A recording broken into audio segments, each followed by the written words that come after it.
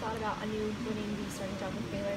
If you had heard that. Oh, no, I hadn't. Okay. Good for him. He's, I love Anu. He's a great young man, a talented guy, and sounds like it's working out for him. So we're rooting for him for sure. How did you feel like practice went today as you're getting closer to okay. Yeah. I think you guys really, you can feel a little bit that they're fighting through, tired of practice against each other. And I thought the defense's intensity was pretty good. I think the offense was uneven, but we got some good work in. We got a light practice tomorrow and a walkthrough Friday, so really most of the hard work's been put in. Speaking of the defense, a lot of new guys, what do you tell them to kind of get the jitters out before the first game?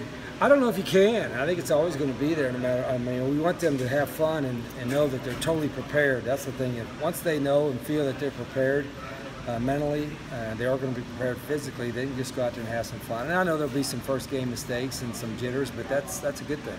How much can you evaluate them off of this first game with so many? Well, I think a lot. I think certainly there are guys that probably when the lights come on at game time, they're even better. I think we don't believe in like so-called game players, guys that just play better in the game, not in practice. But they've worked really hard. I'm talking about as a whole group, the whole team. And so yeah, I think they're ready to play a game.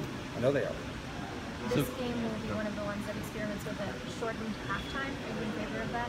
Yeah, I think 15 minutes will be a little tight, especially if you're on the road. But a home game, I think, everything is trying to be condensed to get the games closer to 3 hours because the games are getting too long. And if everything can be crisper and there's less dead time on timeouts and half times, it's probably better for everybody, especially the fans.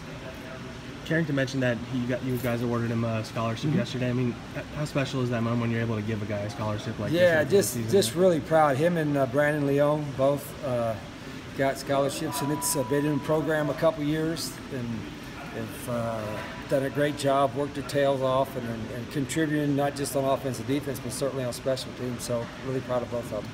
And I know you're not thinking about Houston yet, but they had their first game canceled, so now their season opener is going to be against you. I mean, what was kind of your reaction to all that, I guess? Yeah, it's such a tragic situation down there. You turn on the news, and it's affecting so many people's lives. And I think, obviously it's tough for a lot of their players are from there, a lot of their families are from there. And so we're reaching out. I know Dave in our athletic department has reached out to them and asked if there's any way we can help at all. We want to be able to help them. Not just next week, but certainly this week as well. Tony Fields is a guy you've been talking about since the beginning of camp. I mean, how much has he developed even through camp, just as he's had a lot more reps? Yeah, he has. His spring ball is great for him. He got a head start by enrolling early, and I think you could probably ask him or Coach Boone or Coach Yates, but I think he's a lot more comfortable, having that spring experience and having fall camp. And I'm excited.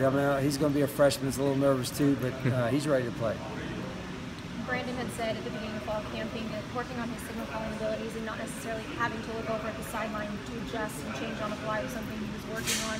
How much can you assess that in fall camp as opposed to figuring that out or evaluating him in a game situation? Yeah, they're doing a lot more quarterbacks as far as understanding what we want to check to, and we've even given some freedom to do certain checks on their own, and that's been a pleasing part of it. We're still, I think, going to grow in that to where they could even do more.